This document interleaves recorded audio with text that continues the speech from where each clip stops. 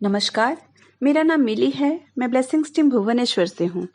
आज हम लेखिका देना मरियम जी के द्वारा लिखी हुई पुस्तक the untold story of Sita या सीतायन के पार्ट 2 के चैप्टर 12 जो है the education of Lav and Kush यानी लव और कुश की शिक्षा, उसका हम पहला खंड सुनेंगे।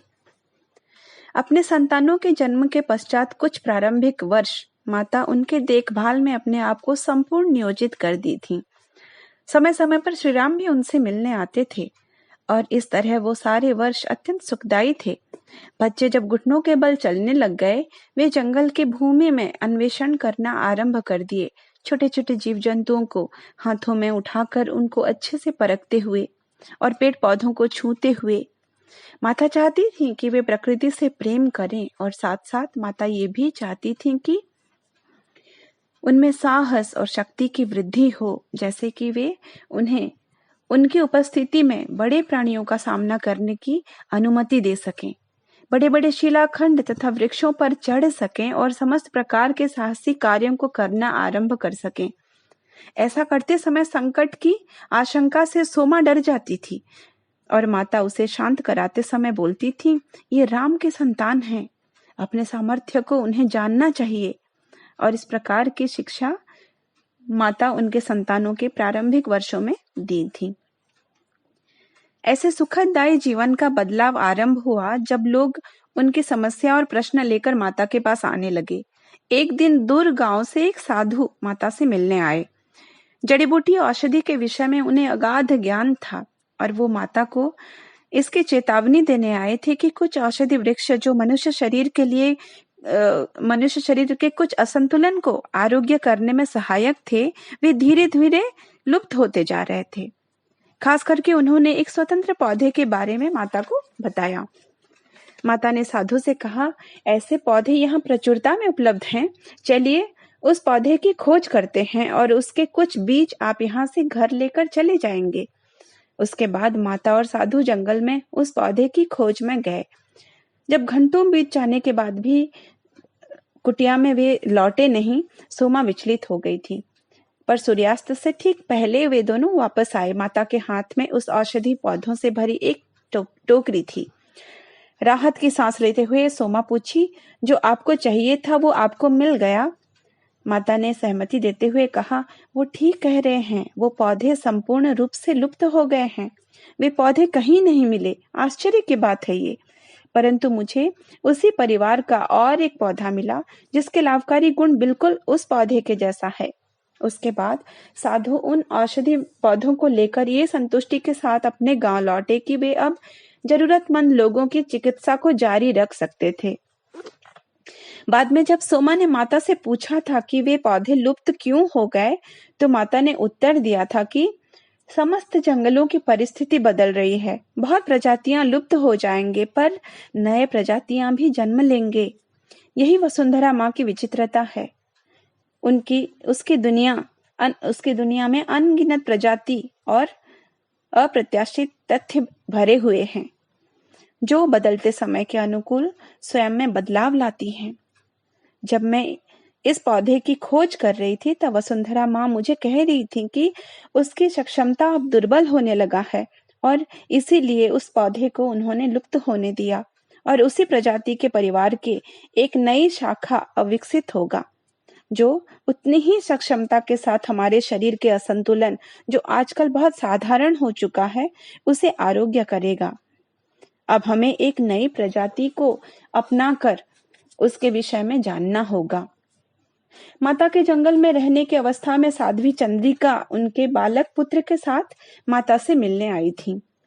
मित्रों, अभी चंद्रिका के बारे में थोड़ा और आलोकपात करेंगे, जो कि हम पिछले एक खंड में भी उनके बारे में वर्णन हुआ है कि साध्वी चंद्रिका पंचवटी में अपने पति के साथ रहती थी। सुपर्णखा के माया में पड़कर उनके पति ने उन्हें छोड़ दिया था। उसके बाद रहस्यमयी रूप से उनके पति की मृत्यु हो गई थी।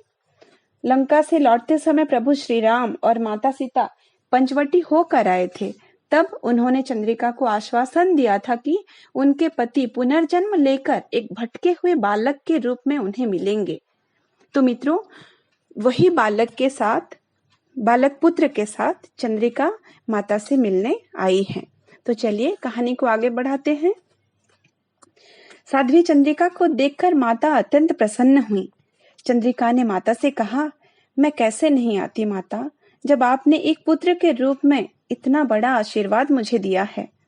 माता उस छोटे बालक को देखकर मुस्कुराते हुए बोली, वो एक भला व्यक्ति था चंद्रिका, किंतु उसमें अहंकार की दुर्बलता थी और शूर्पणखा ने उसी दुर्बलता को प्रकाशित करने का, बाहर लाने का काम किया। उसे उसका उचित दंड भी मिल गया है, परंतु जब ये बालक बड़ा होने लगेगा, उसे एक कार्मिक परीक्षा को पार करना होगा। उसे फिर से प्रलोभन का शिकार बनना पड़ेगा, पर इस बार वो उसका विरोध कर पाएगा। वो तुम्हें छोड़कर नहीं जाएगा, बल्कि उसके अंतिम सांस तक तपस्वी मार्ग का अनुसरण करेगा और पिछले जन्म में जो समझ से वो वंचित हो गया था, अब उसे उसी अनुभूति की प्राप्ति होगी। माता को प्रणाम करते हुए चंद्रिका बोली, आपके लिए जो कृतज्ञता का अनुभव मैं कर रही हूँ, उसे मैं कभी प्रकाश नहीं कर पाऊंगी कि आपने उन्हें और एक मौका दिया है धर्म के मार्ग पर आने के लिए और मुझे अवसर देने के लिए उन्हें इसमें सहयोग करने में अपने प्रेम के माध्यम से।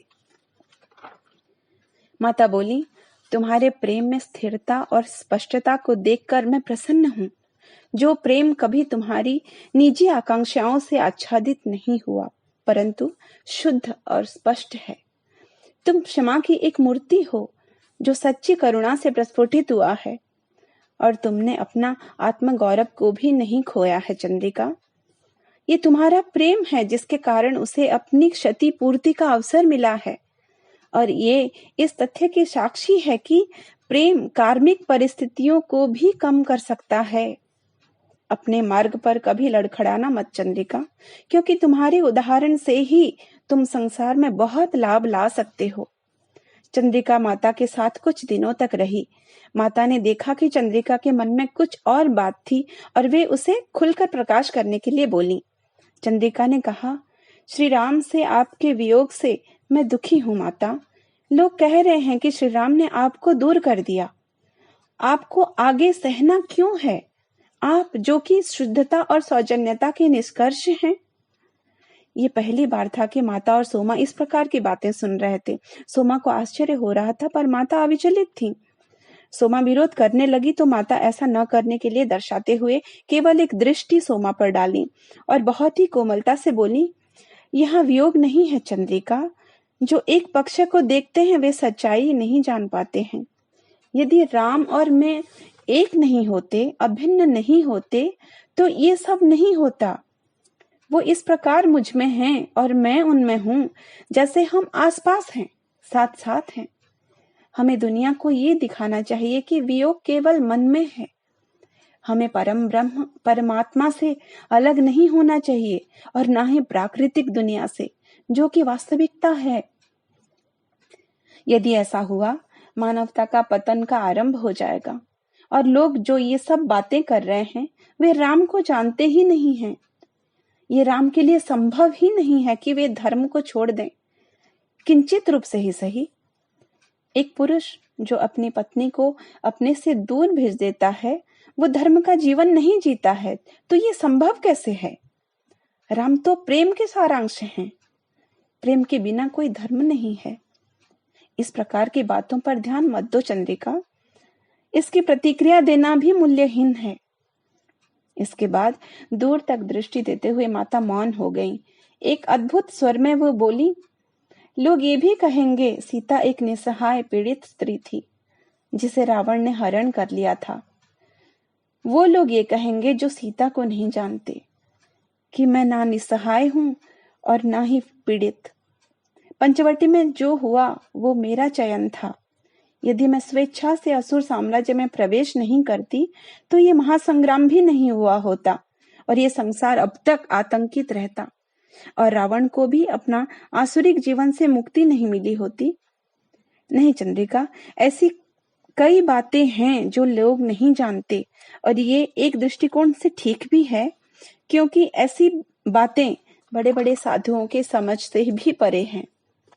चंद्रिका के चेहरे पर गहरी राहत छा गई। माता से वो बोली, माता, मेरे मन से ये अंतिम बोझ भी आपने हटा दिया।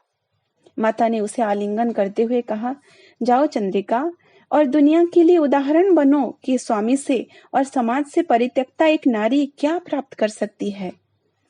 दुनिया को दिखा दो कि कैसे तुम अपने पति को धर्म के मार्ग पर लाने में सफल हो पाए, जैसे कि वो फिर कभी एक नारी को छोड़कर नहीं जाएगा। यही श्री राम ने और मैंने तुमसे चाहा था। कुछ दिन बाद जब एक संध्या को सोमा माता के लिए कुछ पानीय लेकर आई, वे अकेली बाहर बैठी हुई थीं। सांझ ढल गया था और लव और कुश भी सो गए थे। माता आकाश की ओर निरीक्षण कर रही थी। अस्पष्ट प्रकाश में भी सोमा माता के चेहरे की तृष्णा को देख पा रही थी, जो पहले कभी उसने अनुभव नहीं किया था। उसने माता को पूछा कि वे क्या सोच रही हैं। माता ने कोई उत्तर नहीं दिया, तो वो उनके पास बैठ गई और सोचने लगी कि उन्हें अकेला छोड़े या पास बैठी रहे। तब माता ने अचानक एक अस्पष्ट स्वर में कहा, मेरा मन उनके ऊपर ही स्थिर है। मैंने जो शब्द चंद्रिका से कहे वे सब सत्य हैं। सीता राम के हृदय में बसती है और राम सीता के हृदय में। यहाँ कोई वियोग नहीं है, किंतु फिर भी हम इस मानव संसार में आए हैं उसके सुख दुख दोनों को अनुभव करने। यदि भी ये सब माया है, समय समय पर ये वास्तव लगते हैं, क्योंकि हम भी माया से आकर्षित होते हैं, अन्य भौतिक सृजन की तरह। हमारे पास मानवीय शरीर है, मानवीय मन है और मानवीय भावनाएं हैं। इसीलिए अभिलाषा या तृष्णा कभी कभी जागृत हो जाते हैं। मैं अब उनके तृष्णा को समझ पा रही हूँ, क्योंकि वो महल में अकेले विश्राम कर रहे हैं। मेरे पास बच्चे हैं, जंगल है, पशु पक्षी है, पेड़ पौधे हैं, किंतु वो वहां पर कितने दायित्व, कितने सारे कर्तव्यों के साथ हैं। उनके देखभाल के लिए, उनके मानवीय अंश को सांत्वना देने के लिए कौन है वहां पर। सोमा बोलने की चेष्टा की कि लक्ष्मण, भरत, शत्रुघ्न, उनके पत्नियां, यहाँ तक कि आपकी बहन उर्मिला और रानी माताएं हैं उनके देखभाल के लिए। माता का चेहरा कोमल हो गया। वो बोली, हाँ, मुझे चिंता करने की आवश्यकता नहीं है। वो सबके प्रेम और भक्ति से घिरे हुए हैं। फिर भी उनका मनुष्य शरीर को मेरी अभिलाषा है और मेरे शरीर को उनकी। हम हमारे भीतर के मानवीय अंश को प्रहार नहीं कर सकते और ना ही हमें ऐसा करना चाहिए जब तक हम इस स्वरूप में हैं। मैं इस मानव रूप की अनुभूति करती हूँ और फिर वास्तवता में जाती हूँ। इन शब्दों के साथ माता ध्यान में बैठ गईं और सोमा वहां से प्रस्थान की। वहां पर 2 कुटिया थे, एक माता के लिए, दूसरा बच्चों के लिए था। बच्चे जब बहुत छोटे थे वे माता के पास सोते थे। जब वे थोड़े बड़े होने लगे, सोमा बच्चों को लेकर अपने पास सुलाती थी, ताकि माता को अकेला रहने के लिए समय मिल पाए। अधिकांश रातों में माता सोती नहीं थी, ध्यान करती थी। बच्चे जब 6 साल के हुए, माता उनमें एक अभ्यास कराई कि सोने से पहले कुछ समय के लिए ध्यान करना और उसके बाद कहानी सुनना। वे ऋषियों की कहानी सुनना बहुत पसंद करते थे। एक रात को ध्यान करने के बाद माता दोनों से आग्रह की कि वे दोनों कौन सी कहानी सुनना चाहते थे। दोनों ने कहा, ऋषि अनुसया और नदी की कहानी। माता मुस्कुराई, क्योंकि वे इस कहानी को कई बार सुना चुकी थीं और हर बार वे इतने उत्सुकता से सुनते थे जैसे पहली बार सुन रहे हो। उनके अनुरोध से माता ने कहानी सुनाना आरंभ किया। जब ऋषि अनुसया और उनके पति ऋषि आत्रेय उनके आश्रम की स्थापना के लिए एक नीरव और एकांत स्थान की खोज कर रहे थे, एक निर्जन जंगल में वे प्रवेश किए। पेड़ पौधे पानी के अभाव में सूख रहे थे। अनेक जीव जंतु वहां से पलायन कर चुके थे और वहां पर मनुष्य का कोई चिन्ह भी नहीं था। ऋषि अत्रेय ने सोचा कि वो उचित स्थान होगा ध्यान के लिए, क्योंकि वहां विघ्न डालने के लिए कोई नहीं था। किंतु इस प्रकार का जीवन विहीनता ने ऋषि अनुसया को अत्यंत दुखी कर दिया था। एक दिन जब वे जंगल में घूम रही थीं, उन्हें एक शेर मिला जो भोजन के अभाव में दुर्बल हो गया था। उन्होंने देखा कि वो शेर अपने पंजों से भूमि को खुरेद रहा था, जल की आशा में। ऋषि अनुसया के मन में करुणा जागृत हुआ और वो पूछी कि ये जंगल के साथ क्या हुआ है। शेर ने दुखी होकर उत्तर दिया, इस जंगल को श्राप मिला है। 10 सालों से यहाँ बारिश नहीं हुई है। माता, कृपा करके हमारी सहायता कीजिए। कई पीढ़ियों से मेरा परिवार इस जंगल में रहते आ रहे थे और ये बिल्कुल उचित नहीं है कि हम यहाँ से पलायन करें। उसी क्षण ऋषि अनुसया ने प्रतिज्ञा लिया था कि वे जंगल में जल और जीवन को लौटा कर रहेंगे। उसी रात को अपने ध्यान में वे दिव्यलोक की यात्रा की, सहायता मांगने के लिए। लव ने चंचलता से पूछा, ये दिव्यलोक कहाँ है माँ? क्या ये मेघों के ऊपर है? माता मुस्कुराकर सहमति से सिर हिलाई। कई बार इस विषय में माता ने वर्णन कर दिया था। दोनों को आंखें बंद करने के लिए माता बोली और दोनों के हृदय पर, छाती पर स्पर्श करते हुए बोली, दिव्यलोक तुम्हारे भीतर है। देखो कितना सुंदर है ये। माता कहानी में आगे बढ़ी। ऋषि अनुसया ने दिव्यलोक की सुंदरता को और उसके जीवन शैली को देखा और उसी सुंदरता को धरती पर प्रकट करना चाहा। उन्होंने एक नदी को देखा और उस सुंदर नदी देवी मंदाकिनी को उन्होंने आह्वान किया। जब देवी नदी से प्रकट हुई तब ऋषि अनुसया ने उनसे कहा, कृपा करके जंगल में जीवन की पुनः स्थापना करने में मेरी सहायता कीजिए। मेरे साथ धरती पर चलिए। किंतु नदी देवी ने असहमति जताते हुए कहा, आप मुझे उस निर्जन स्थान में जाने के लिए कह रहे हैं, इस सुंदर दिव्यलोक को छोड़कर? क्यों? ऋषि अनुसया स्वयं को नियंत्रण नहीं कर पाई और बोली, प्रेम के लिए। उनके स्वर में अति आवश्यकता का भाव था। वो बोलने लगी, वृक्षों के प्रति, जीव जंतु के प्रति प्रेम के लिए, जिनके लिए जल नहीं है। मनुष्य अपने खाद्य पूर्ति के लिए वृक्ष और जीव जंतुओं पर निर्भरशील है। प्रेम के लिए आ जाइए। नदी देवी साध्वी के शक्ति से प्रभावित हुई और वो बोली, आपके लिए मैं आऊंगी यदि आप यहाँ की सुंदरता को धरती पर स्थापित कर सकें। यदि आप जंगल में जीवन को लौटा सकते हैं, मैं उन्हें पोषण देने अवश्य आऊंगी। उसके बाद साध्वी अनुसया अपने शरीर में लौटी और स्वयं को घोर तपस्या में नियोजित कर लिया। माता बच्चों से बोली, मैंने तुम्हें बताया था कि तपस्या क्या है। तब दिव्यलोक का वो दृश्य बच्चों के मन से अदृश्य हो गया और वो दोनों ने आंखें खोल दिए। कुछ उत्तर में बोले, लंबी ध्यान को तपस्या कहते हैं। और लव बोले, तपस्या त्याग भी है, आहार और निद्रा का त्याग। माता सिर हिलाते हुए बोली, तपस्या अनेक रूप में किया जा सकता है, पर ये सारे आत्मसंयम का एक ही लक्ष्य है। क्या आप लोगों को स्मरण है कि वो क्या है? लव बोले, अपनी इच्छा शक्ति को दृढ़ बनाना।